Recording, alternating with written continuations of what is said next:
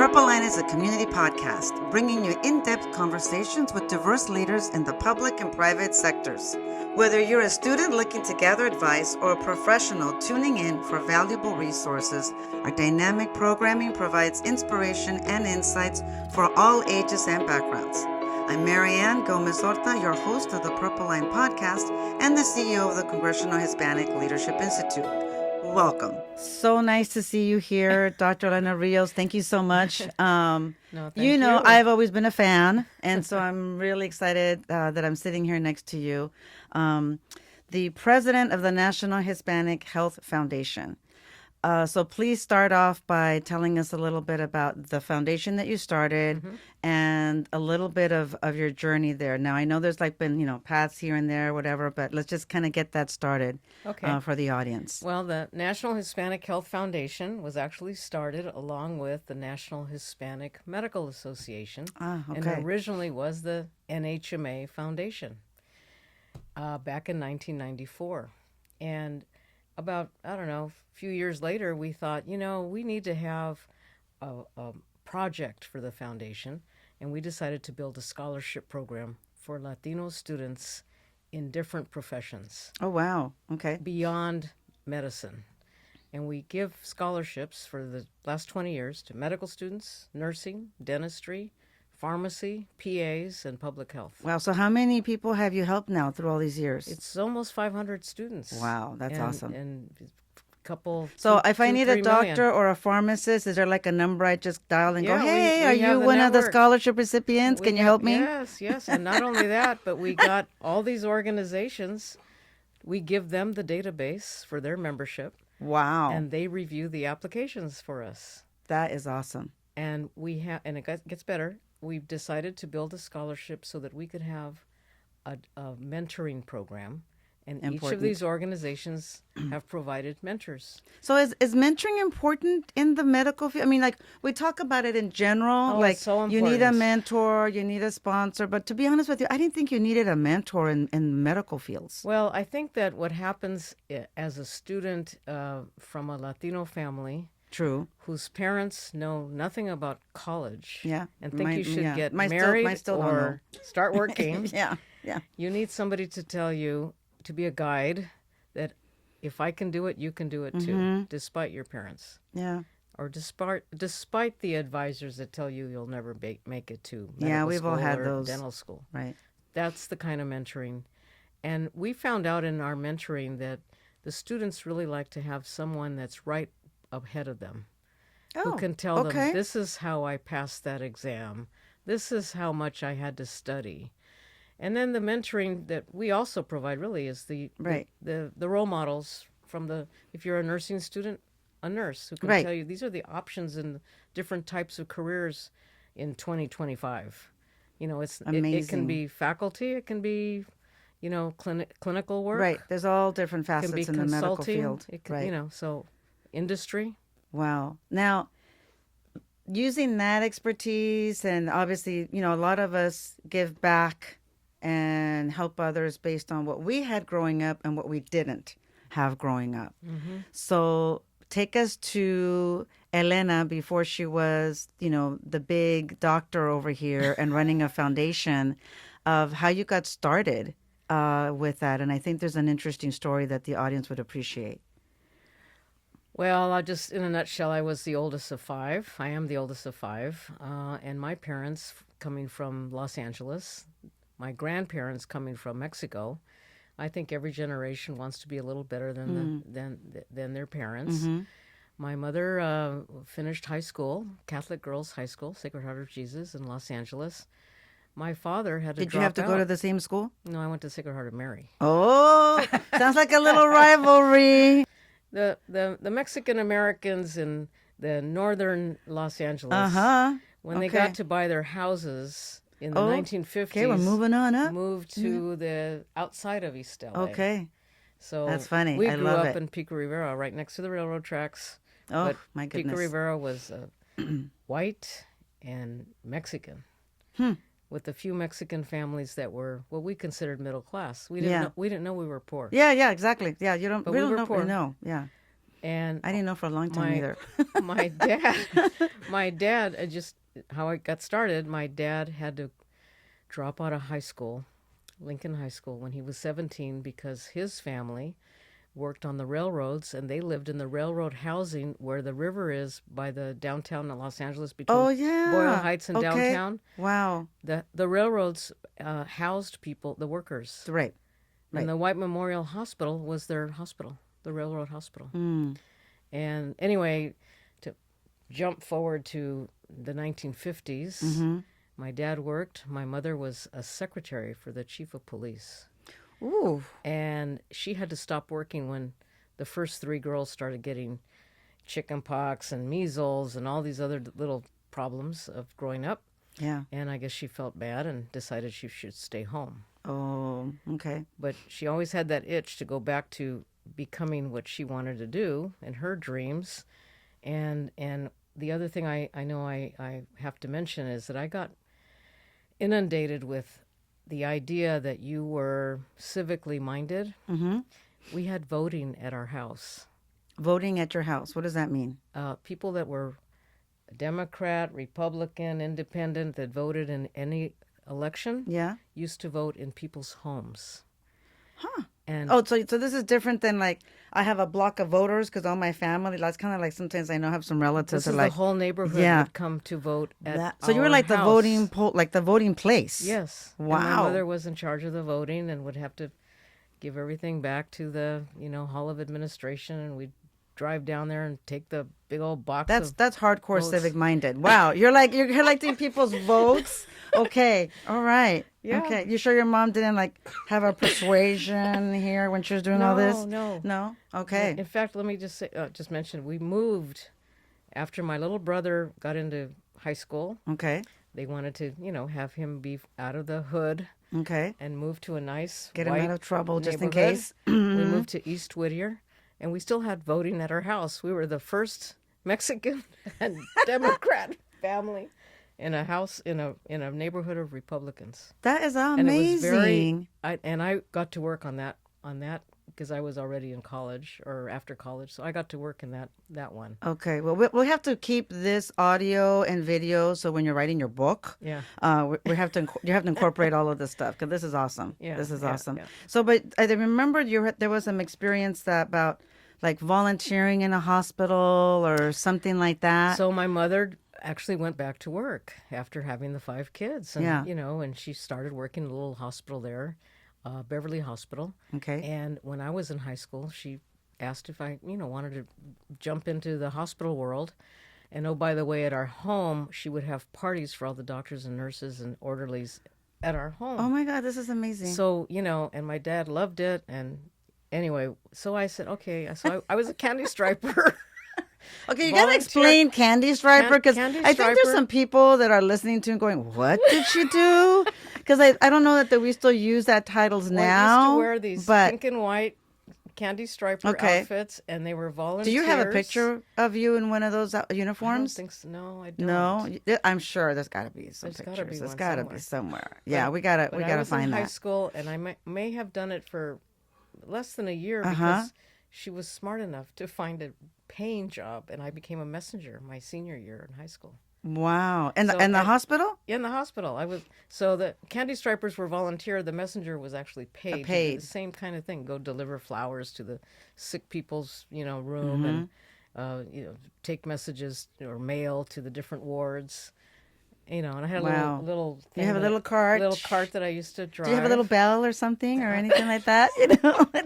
I'm just fascinated by this. This is so cool. But it was my Friday night senior year in high school, and so when it came to time to applying to college, I thought, well, I guess I'm going to be pre-med. I mean, it was just natural. Did your mom want to be a nurse or a doctor? My mother, this is. Well, she went back to being a secretary at the wards, and she was really good at what she did, and she became the nursing secretary for the whole hospital. Wow. And then everybody convinced her to go to college. So she went to Rio Hondo Community College at night. And here's a story. I was 18 when I started college. Yeah. At Stanford University. I finished in 4 years, but we graduated the same week where she got her Oh, AA in nursing, and I got my BA in human biology. wow. The whole family just had one big And graduation party for like a I week. missed her graduation, but they all came up in their little Volkswagen Bug, you know. Yeah, so my mother really helped with encouraging me to do what I wanted to do. Mm-hmm. And when we were little, and, you know, just to mention the importance of a mother-daughter relationship, I was the oldest, so I think I was the one that was most protected. Right. You're not gonna date till you're 17. You're not Right. gonna blah blah blah. Well, okay, well, but And anyway, how many? Do you have other sisters too? I have three sisters. Three sisters, and then Two of them got married, kids. The other one's living with her wife, and then my little brother. You know, I never realized this. We have the same exact. I'm the eldest of five. I have three sisters, and then the brother. Yeah. At the very end, the baby. Yeah. Crazy. Yeah. I know we didn't have. So, you know, I don't know about you, but I tell my sisters every now and then something comes up and they start talking about different. I'm like, hey. The only reason you got to do all these things, remember, was because, you know, I didn't get to do that. And I was good. So that you're welcome. Well, right. The other, I'll just say this about being the oldest is I got blamed for everything. Oh, I hated that too. Somebody got hit or something fell off a tree. I was the one in the corner looking Your at mother the wall. and my mother went to the same parenting school. Yes. For sure. And then the belt that my dad used. I was like, yeah, that's oh a whole nother God. lecture. Yeah, that's a whole nother. Anyway, let's not talk about it. Yeah. So you know, part of it too is that, you know, you've seen and you talked about all the people that you've mentored, your foundation has mentored, and you personally, you know, through the years. Obviously, with the Congressional Hispanic Leadership Institute, that's an important part of the mentoring, the sponsoring, and really looking at, you know, how people helped us and then how we, you know, pass that on. So what's some of the advice that you give students now, whether they're medical students or not? Like, what's some of the advice that you give them? Yeah. Well, there's really three buckets, I think, Okay. to us progressing in from the Latino families. One is the professionalism and how to be, how to say no to your boyfriend, girlfriends, families, and how you need to have time management. So that professionalism or personal development. Yeah. The second one really is about your academics and how important it is to know what you have to study, be prepared for exams. You don't cram at the end. I learned the hard way. So did I. Yeah, you know, you really do need to pace yourself and set aside time for, you know, personal time, receptions, whatever, parties. But how you have to study, you know, everything builds on itself. You can't cram to pass an exam. Yeah. That's also kind of a model for life, right? We have to pace different things. Yeah. And the third thing is really financing, because we never knew how poor we were, and you don't realize how much money it takes to buy books or That's even important your advice. graduation, all these little expenses. And I worked every year in college in addition to my loans or my, I had a scholarship pretty much through the Stanford, but I did have to do work study. But I worked a couple of months at a department store or, you know, doing little odds and ends just to get that extra money. And then you don't learn about you have to take out loans. Right. I did too. Right. I can't be afraid of the of student loans because they're such low interest compared to I say the same thing. regular bank loans and everybody's credit cards. had at some point. Yeah. But that's what we have to pass on, because our families, you know, who don't come from money, they don't know anything about financial aid or loans or scholarships. Right. So we try to have resources available for the next generation. What have you found that has been challenging in being a national advocate for Latino families? Like, I know sometimes, you know, even with CHLI or other leaders, sometimes it gets a little lonely, sometimes it's a little frustrating. So what's been kind of your, you know, in working in that space from a national advocacy standpoint? Well, I think from a national advocacy, it depends on if you're talking about advocating for the students to get into these schools or advocating for policies to be changed so that it could be easier for our schools, let's say the Hispanic serving institutions, to have better support. So I've kind of done both, being a speaker at different conferences where you get to talk to parents or talk to the students themselves. Yeah.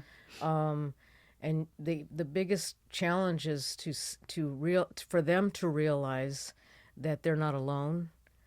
Usually they're the first time in their families to actually get into pre-med classes or pre-nursing classes, and they have no idea what the exam is to get into medical school or how to prepare for an interview to go to medical school. Oh, wow. And then their eyes light up when they realize that the people that we have as speakers for them come from the same hometowns. Oh, yeah. And they're the admissions. Probably had a similar Latino experience. Admissions people in the medical schools that we know are from we all have the same journey. Mm-hmm. And that really helps. That's why the networking and the connections are so important. Yeah, definitely. And we tell students as well that, we have this 15-week internship program in Washington, D.C. in the spring and the fall. And we tell them it's a 15-week job interview, basically, because people here are going to be listening to you, are going to be coaching you, mentoring you. And you also get to interact. And so that network is really important as well. Yeah. How important is that network for the students you work with? Oh, very important, because you have to learn not only about your academic disciplines, but you have to learn, well, what's in the future. What kind of opportunities are there for somebody that became a pharmacist or somebody that became a doctor? And people don't realize that you have to, you kind of shape your future based on what you like, what's passionate about you. That's true. Or what are you passionate about? Yeah. So I think that's why it's important to be involved with programs that can help you meet people that can share their stories and help you shape your future. Yeah. And we've done that with our leadership programs. That's awesome. Two questions to wrap up here. One is in regards to, working with students and looking at the future. If someone comes to you and says, I really want to get in the medical field, but what's hot right now? Like, where are people needed the most? What should I study? What are some areas you think would be of key that we need more Latinos in right now in the medical fields? Well, I think we need Latinos everywhere. Love that. I think that's true. It's true. But right now, I think what's most important is just being able to understand that once you become a doctor, you become a magnet for other Latino families. Oh, wow. Because only 6% of all the doctors in the country are Hispanic or Latino. Wow.